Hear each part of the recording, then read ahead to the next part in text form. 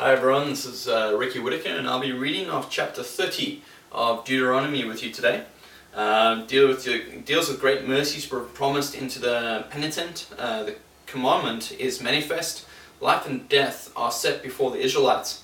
So let us read chapter 30 of God's Word.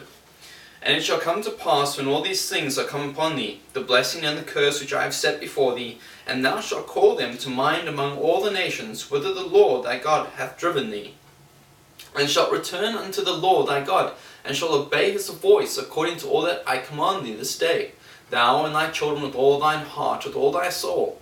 And then the Lord God, thy God will turn thy captivity, and have compassion upon thee, and will return and gather thee from all the nations, whither the Lord thy God hath scattered thee.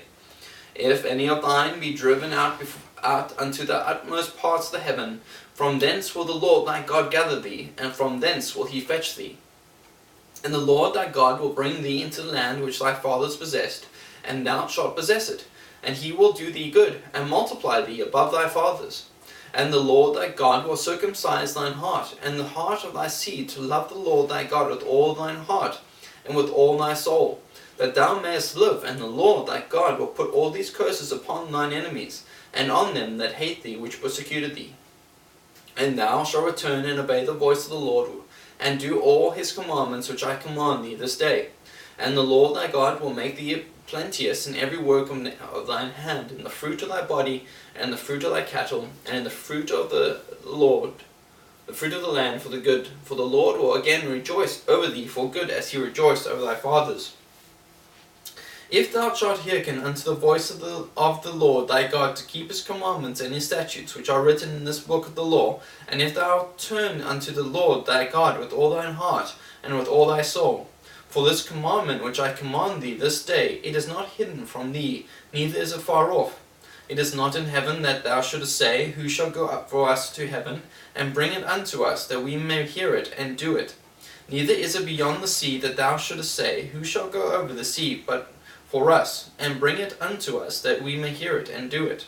But the word is very nigh unto thee, in thy mouth, and in thine heart, and thou mayest do it.